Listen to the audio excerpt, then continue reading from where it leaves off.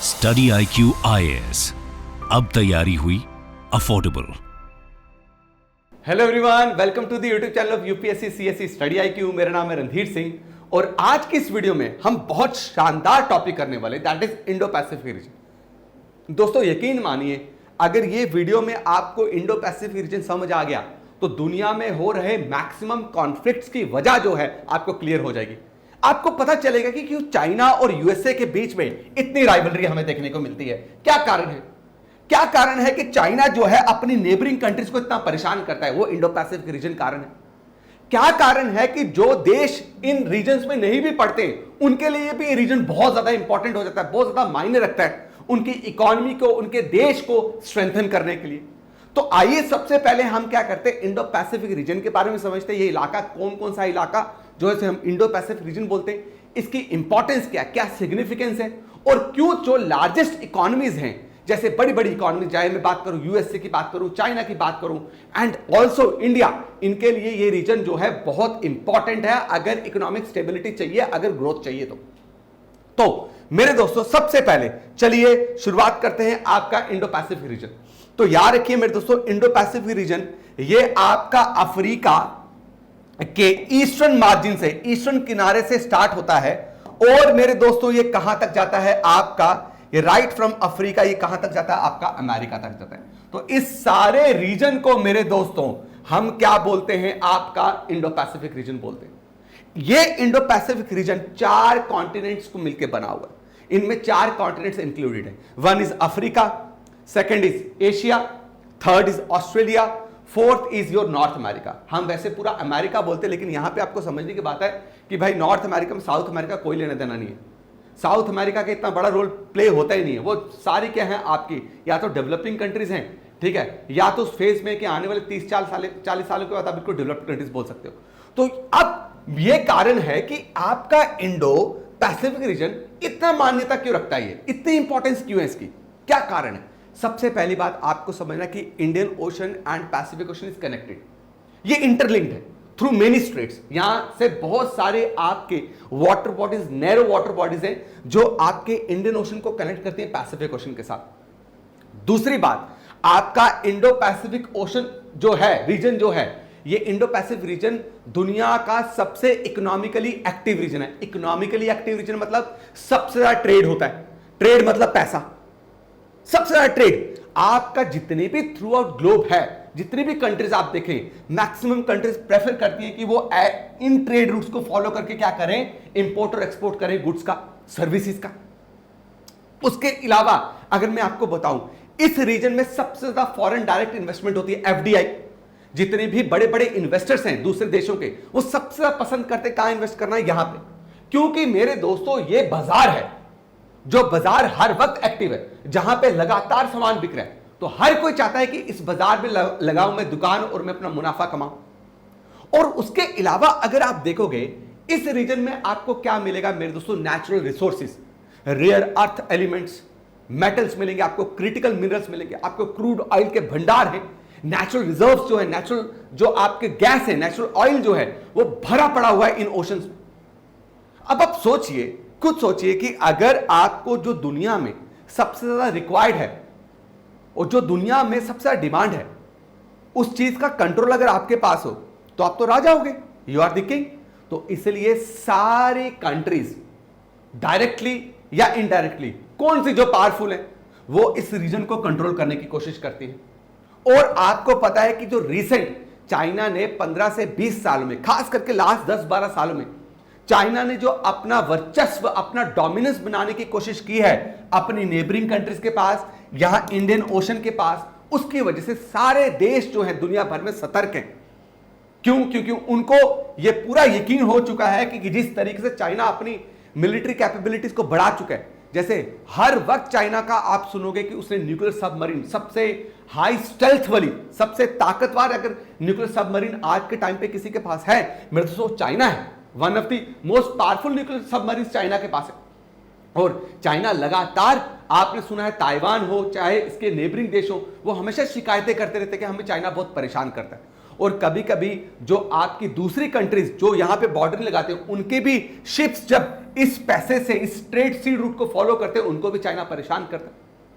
तो इस authoritarian attitude को कंट्रोल करने के लिए बाकी देशों को समझ आया, जैसे यूएसए का बहुत बड़ा स्टेक है इस रीजन पे, यूके को समझ आया कि हमारा बहुत बड़ा स्टेक है इस रीजन में, तो वो स्टेक जो है आपका राइट वो पूरी तरीके से क्या हो सकता है, खत्म किया जा सकता है चाइना के थ्रू।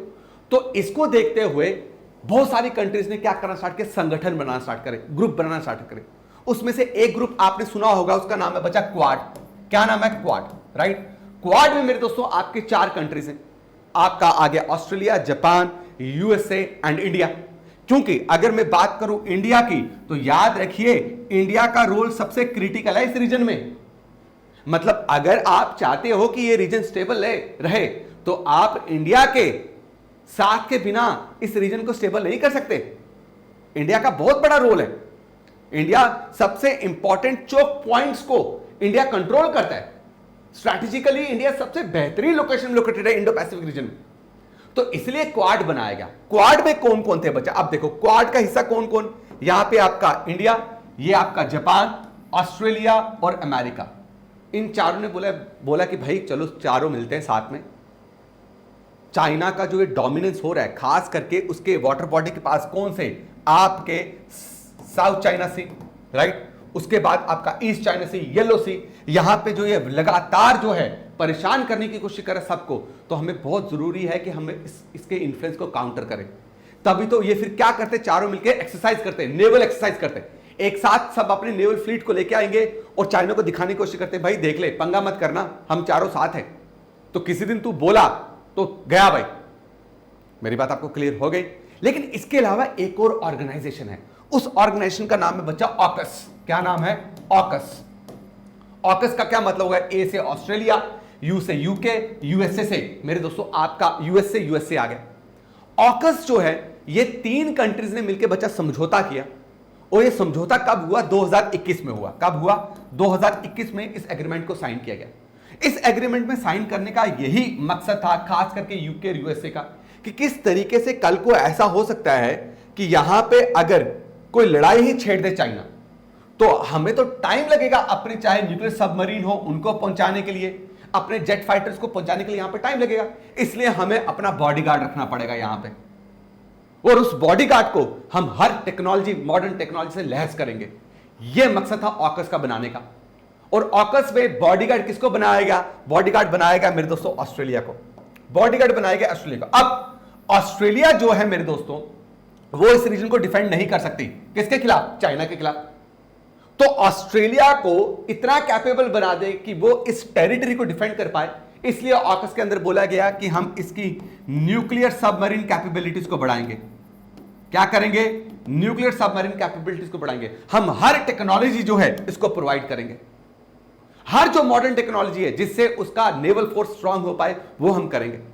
इसलिए ऑकस को बनाया गया। अब दोस्तों रिसेंट डेवलपमेंट क्या हुआ? ऑकस में पहले कितने थे? आपके 3 ऑर्गेनाइजेशन थे। जैसे मैंने आपको बताया ये ट्राइलेटरल सिक्योरिटी पैक्ट है, ताकि रीजन जो है इंडो पैसिफिक रीजन जो है वो सिक्योर रहे। यूके, यूएसए और ऑस्ट्रेलिया के इंटरेस्ट जो हैं वो हमेशा प्रोटेक्टेड रहे, और इंडो पैसिफिक रीजन में ये तीनों मिलकर बेहतरीन तरीके से काम करें चाइना के खिलाफ।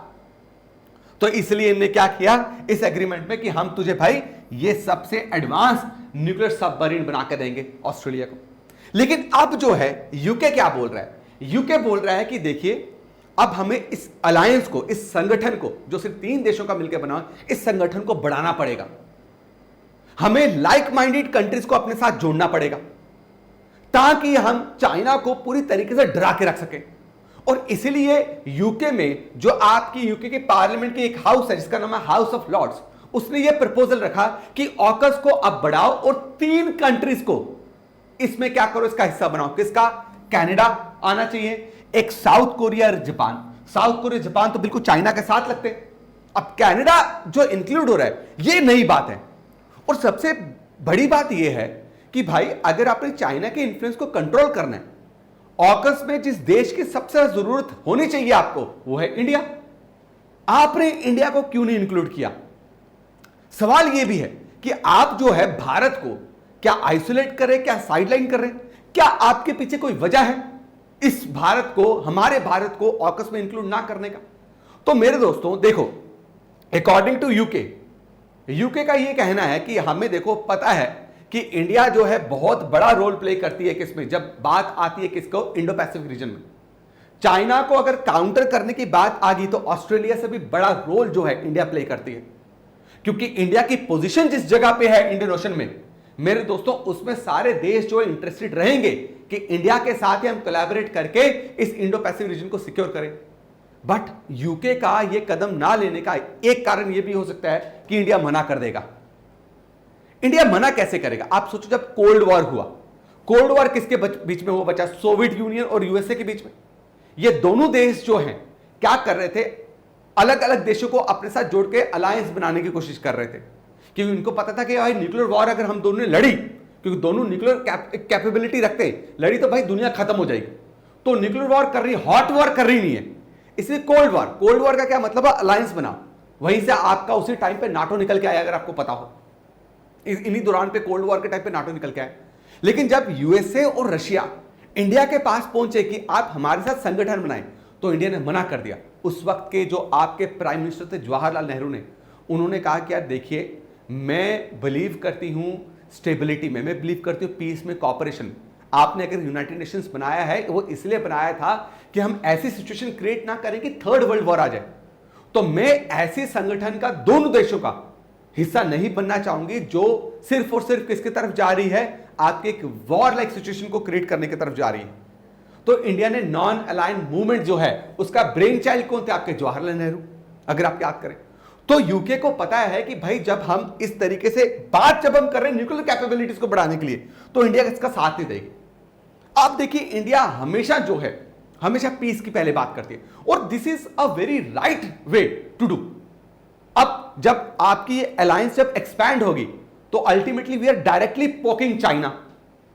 तो क्यों भाई आपको चाइना को उंगली कर रही है फालतू में? आप चाइना को क्यों डराना चाहते हो? और इसी कारण से यूके को लगता है कि अगर हम इंडिया के पास जाएंगे प्रपोजल लेके, तो इंडिया मना कर देगा। और दूसरा, मैंने आपको क्या बोला मेरे दोस्तों, न्यूक्लियर कैपेबिलिटीज, कि भाई मैं न्यूक्लियर वॉर की तरफ जाना, आप न्यूक्लियर सबमरीन बिल्ड करने की बात कर रहे हो। वही बात है, हम बात कर रहे हैं कि भाई न्यूक्लियर आर्सेनल जो है उसको हम क्या करें, रिनाउंस करें। आप न्यूक्लियर आर्सेनल और बढ़ाने की और डिप्लॉय करने की बात कर रहे हैं। तो ये एक टाइम पे आएगा कि हमने जंग होनी है, and I am not in that favour कि हम जंग करें। तो इसलिए यूके जो है इंडिया के पास नहीं आ रहा है। लेकिन मेरा सवाल यह है, कारण एक और चीज आप समझिए कि कनाडा को लाया जा रहा है, जो कनाडा इंडो पैसिफिक रीजन में कनाडा का कभी कोई इंफ्लुएंस रहा ही नहीं है। कनाडा को यूके उस वक्त इंक्लूड कर रहा है इस ऑकस में, प्रपोजल है इंक्लूड करने का, जब कनाडा और इंडिया के रिलेशन सबसे आपके निचले स्तर में है, इतनी बुरी हालत है। तो इसके पीछे क्या यह भी कारण है कि इंडिया को हम थोड़ा सा आइसोलेट फील करवाएं, ताकि इंडिया को हम ये बता पाएं कि हम जो है तुम्हारी आइडियोलॉजी के साथ बिल्कुल भी चलते, हम तुम्हें यह बता दें कि तुम्हारा कुछ भी रोल इतना इंपॉर्टेंट नहीं इंडो पैसिफिक रीजन में। लेकिन मैं आपको एक बात बोलता हूं, इंडिया को इस चीज से कोई फर्क नहीं पड़ेगा, कोई भी फर्क नहीं पड़ने वाला है। क्यों? इंडिया इसका हिस्सा बने ना बने, इंडिया को फायदा है।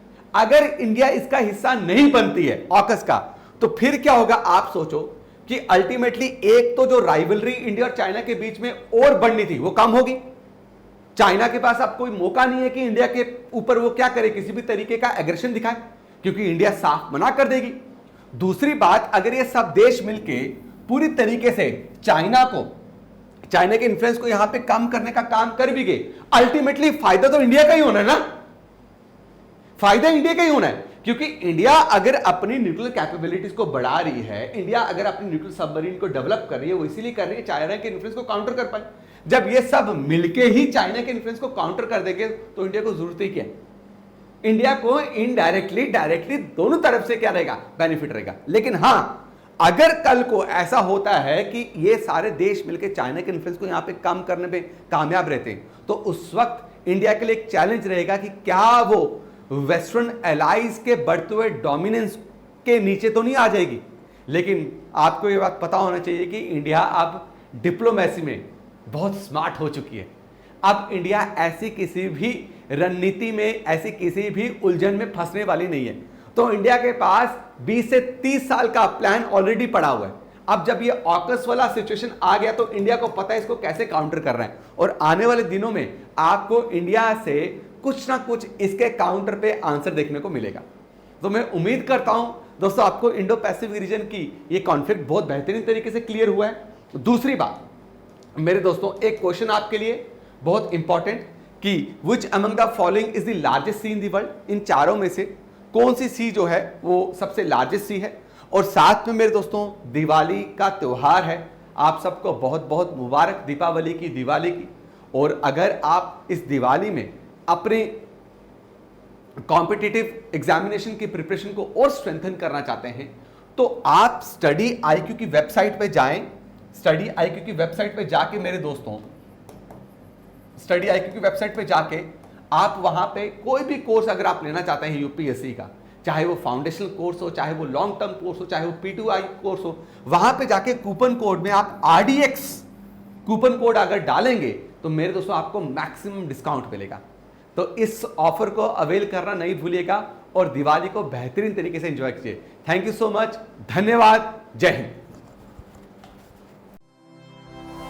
स्टडी IQ IAS, अब तैयारी हुई अफोर्डेबल।